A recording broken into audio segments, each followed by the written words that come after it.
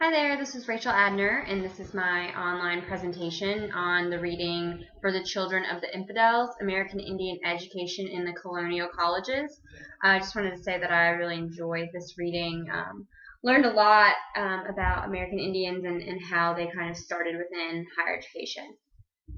Just to give you an overall introduction of the reading and kind of what I got out of it. So, plans to implement higher education to American Indians arose sporadically during the colonial period.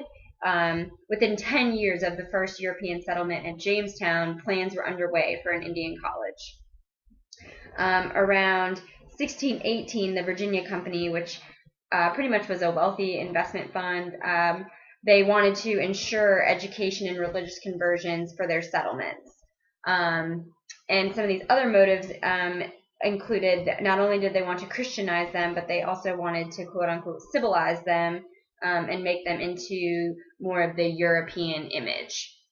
The Indians were very skeptical about this. They weren't sure, why these Englishmen were interested in them and what they're doing, what are their real intentions. So that was interesting to kind of read. I'm going to tell you a little bit about the establishment of these schools and some other things, some enrollment and actions issues as well. So Harvard was established in 1636, but it did not announce its commitment to the Indians until 1650. And there was actually no enrollment at Harvard by Indian students until 1660. So 10 years later, there was no one enrolled there. No one had enrolled yet. So, and then once an Indian had enrolled, there was no more than 2 Indians in the school at any given time. And after 40 years of the school being in existence, only 4 Indian scholars had attended. So a few years later, in 1693, that's when a royal charter was obtained for the College of William and Mary. And it was quoted that the college would exist so that the Christian faith may be propagated amongst the Western Indians. But the interesting thing about this is that there was no evidence of enrollment prior to 1705, so about 12 years after, and then no more Indians attended later than the 1720s. So very, again, similar to Harvard, not as long that they had been open, but a very small number had enrolled and graduated in that time. And then finally, Dartmouth was secured its charter in 1769. Dartmouth did see the highest number of Indians that attended. However, it was still very minimal compared to Englishmen that were attending. So that was interesting as well. Talking about low enrollment and genuine actions. So throughout this whole thing, like I mentioned, enrollment was very, very low. There wasn't a huge interest in it, which we'll talk about a little bit more. But there was also a question of genuineness and where the money was going. They had this funding to build the school, but were they really building the school to equip American Indians, or was it more to educate the Englishmen? And so just questions of that, whether, actions being carried through, were these things actually being built for the right reasons, etc. So that was interesting there. Talking about the broader history in higher education and how some of those things relate. So when we talk about governance, like I mentioned, there was an instance, I think it was with William and Mary, there was a question of the funds and how, or maybe it was Harvard, and how it was being built, and where the money was going, and if they were spending as much as they had gotten from the Virginia Company, etc. So it seems like that there was no real checks and balances at this point. And then I just relate to the Thielen text talking about the difference between a college, how higher education now has shifted from having the college president reporting to the board of directors, as opposed to used to be reporting to a faculty board. So I think that's just interesting, and just when you talk about checks and balances overall, just making sure that there's more than one person making those decisions. So that was something that the colonial colleges struggled with, I think. And then also religion is a big thing, and just trying to figure out where it belonged in the college setting. Obviously, in the colonial period, religion played a lot bigger factor, I would say, than it does now.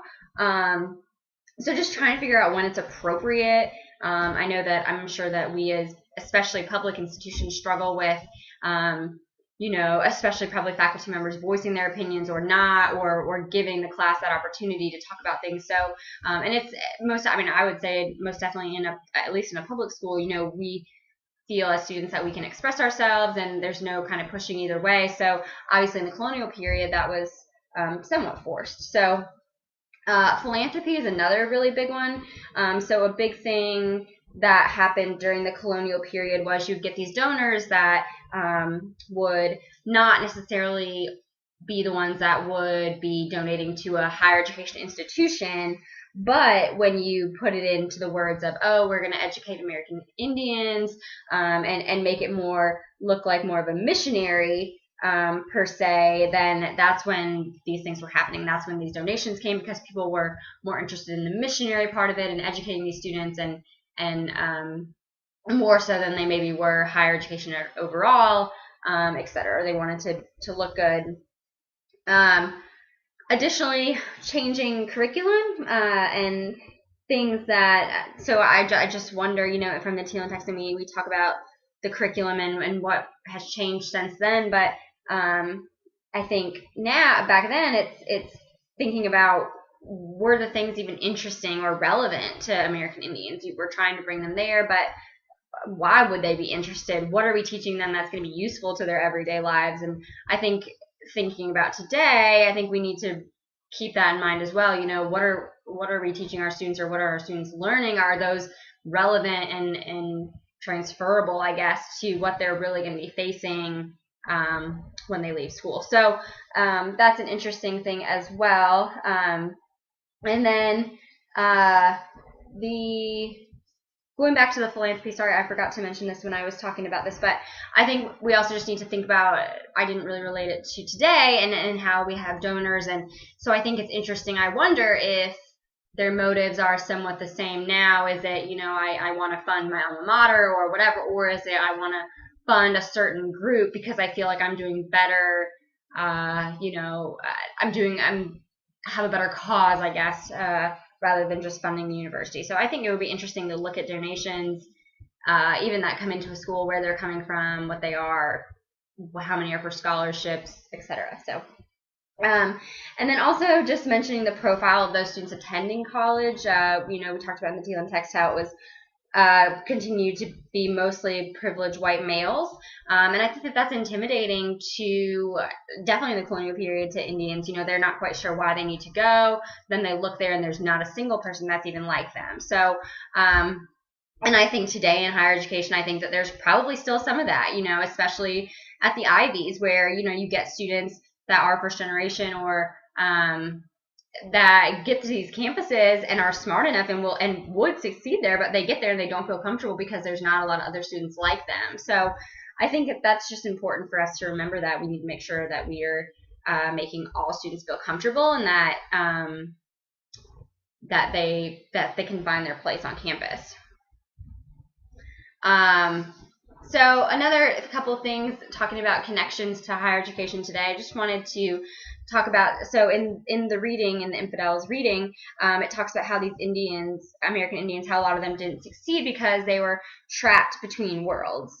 I think that that's something that probably really happens. Again, I mentioned this, I think, kind of in the last slide, but you get someone from a working class family or from a culture where college is not the norm, and then you throw them into this environment with some people that have both their parents went to college, they've been going to college football games since they were kids. It's a culture to them, and so they've been ready to go since they were 8 years old, and these students have no idea. So I think that we probably still run into students that are trapped between these worlds and trying to navigate that. And then also talking about a true leadership experience. So again, in the reading, the chief of the tribes of the American Indians said, if you want a real leadership experience, you should send your men to our camp. And I just think that that relates so much to the real world now, especially when, you know, what is the value of a college degree if you don't have any of that experience outside of it? What is the value of what you're learning in the classroom if you get out and you have no idea how to actually hands-on do things? So I think that that's interesting. And I can't remember, I just read an article, I can't remember what college it is, but I think that there's several, but pretty much the colleges, while you're in college, you're also required to hold a job on the campus. So there's anything from like, I mean, they grow there's anything from like farming to cooking to teach. I mean, there's tons of things. I can't remember the name of the college, but anyway, just getting these true leadership experiences outside of the classroom. So, and then also just talking about what is that college experience. Again, like I mentioned earlier, it may not be the same for everyone. You know, there's people that, like I said, their parents went to college, they've been going to football games, they're ready for this, they know exactly what it entails, or they think they do, and they know they're going to get involved, and they're going to join Greek life, and they're going to do all these things. But what does that experience look like for someone that has never been to college, that has no idea about extracurriculars, that's, you know, might need to be taking some of those remedial courses? So I think we need to remember as professionals that whether if we end up in admissions and enrollment management, and even in student affairs as a whole, that we're selling that experience that's different, and that we tailor that experience, or that we try to relate that experience to something that everyone can relate to regardless of their previous background or experiences. So final questions to think about. I'm not sure, and I just want to ask you all, is if we see if we still see a lack of genuine actions with colleges recruiting or admitting certain students, or are we saying that we'll do a certain thing for a certain group and then we're really not following through with that?